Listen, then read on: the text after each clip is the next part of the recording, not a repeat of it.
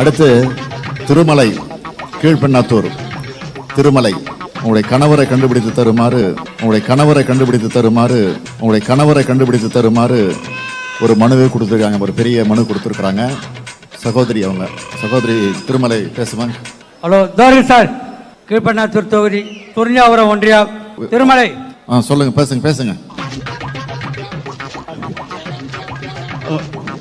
எனக்கு தளபதி அவர்களே, எனக்கு கரல் மாடு வாங்கி கொடுக்கும்படி எங்களுக்கு பணிவான வேண்டும்.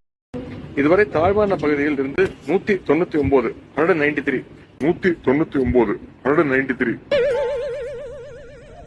நான் சொல்றது இந்த மாசம், போன மாசம் 1499 மோட்டார் பம்புகள் 1499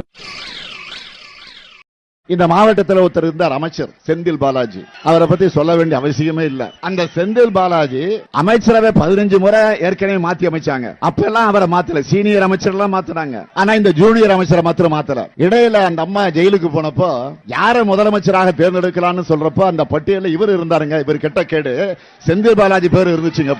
இதான் வேடிக்கை. ஒட்டுமொத்தமாக பாலாஜியினுடைய தம்பி இந்த கரூர் மாவட்டத்தை தன்னுடைய கட்டுப்பாட்டில் வச்சிருக்கிறாரு. கட்டுப்பாடுனா கொள்ளையடிக்கிறதுல, ஊழல் செய்கிறதுல, லஞ்சம் வாங்குறதுல. இந்த கோவை மாவட்டத்துக்கு அரசு திட்டங்களை சிறப்பாக செயல்படுத்த கம் பேக் கொடுத்திருக்கிறார் நம்முடைய செந்தில் பாலாஜி அவர்கள். அவருடைய சிறப்பான வேகமான செயல்பாடுகளை பார்த்து நடுவில் சில தடைகளை ஏற்படுத்தினாங்க. அதுக்குள்ள நான் விரிவா போக விரும்புகிறேன், ஏன்னா இது அரசு நிகழ்ச்சி. ஆனா அந்த தடைகள் எல்லாம் உடைச்சு மீண்டும் வந்திருக்கிறார். தொடர்ந்து கோவைக்காக சிறப்பாக செயல்படுவார் செந்தில் பாலாஜி, அது உறுதி.